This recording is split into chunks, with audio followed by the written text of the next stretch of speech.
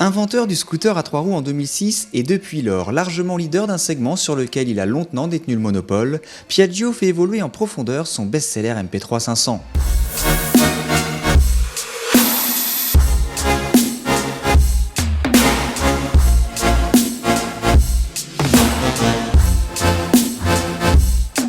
Premier atout, un nouveau style qui donne enfin un sacré coup de jeune à ce modèle. Si la partie avant reste quasiment inchangée, on apprécie l'ajout d'un feu de position à LED, le pare-brise est toujours réglable manuellement sur 3 positions mais sa base a été élargie, tandis que la grille de radiateur n'est plus scindée par la fameuse cravate Piaggio.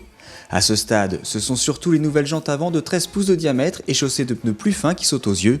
D'apparence plus luxueuse, la superbe sellerie à double revêtement accompagne le regard vers une partie arrière qui tranche nettement avec celle de l'ancienne version.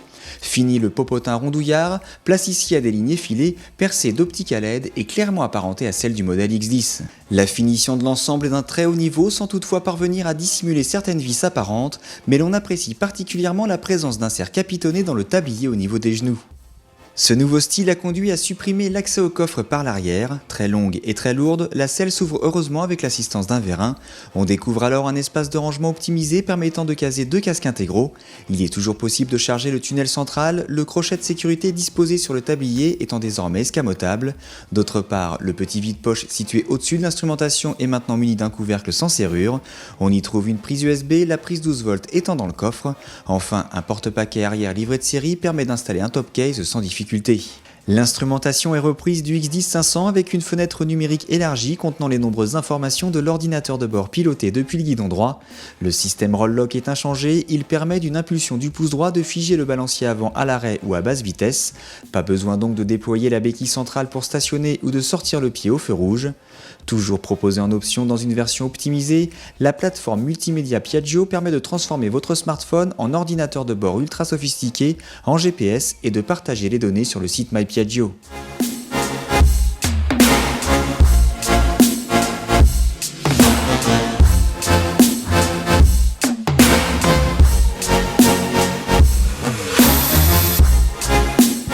Innovation majeure et exclusivité de ce nouveau MP3 500 parmi les 3 roues, l'adoption d'un freinage ABS. Il s'agit du système Continental que l'on connaît sur le X10 500, un dispositif à 3 voies qui conserve le couplage avant-arrière à la pédale, obligatoire pour l'homologation L5E. À ce propos, cette pédale est un peu plus facile à appréhender, mais le freinage au pied n'est pas l'idéal en matière de feeling et de précision.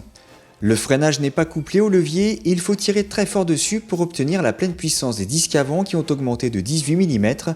L'anti-blocage se manifeste régulièrement à l'arrière, mais il nous semble judicieusement calibré sans être intrusif à l'avant, même sur les bosses.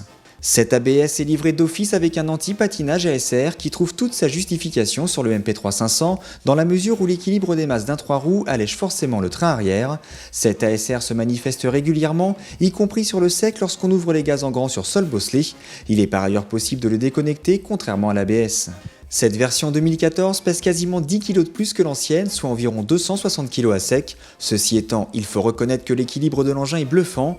Les masses idéalement réparties entre les deux essieux et le grip des 2 roues avant démontrent rapidement leur intérêt en sécurisant les virages et le freinage. Suffisamment maniable en ville si vous possédez un minimum d'expérience, le MP3 500 est tout aussi convaincant sur route où il fait valoir une excellente stabilité.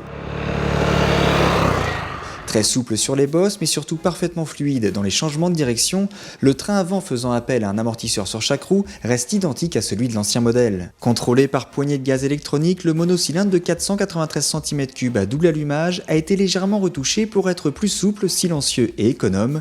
En mode standard, les 40 chevaux s'affranchissent fort bien de la masse à propulser et l'on note effectivement une remarquable souplesse à bas régime. Le mode éco fait sensiblement chuter la puissance sur toute la plage de régime pour une consommation en baisse de 10%. Critiqué sur l'ancien modèle, l'ergonomie du MP3 évolue sensiblement. Tout d'abord, la nouvelle selle ménage beaucoup plus d'espace au pilote pour se reculer. Le guidon est légèrement rabaissé vers l'arrière tandis que la selle est rehaussée de 5 mm. Des modifications appréciables qui confèrent une position de conduite moins avachie.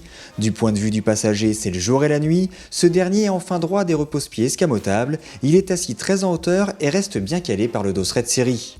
Plus confortable, plus sûr grâce à la pointe d'un ABS ASR disponible moyennant seulement 400 € supplémentaires, plus pratique, plus économique et plus joli, ce MP3 500 ne devrait avoir aucun mal à conserver sa position de best-seller.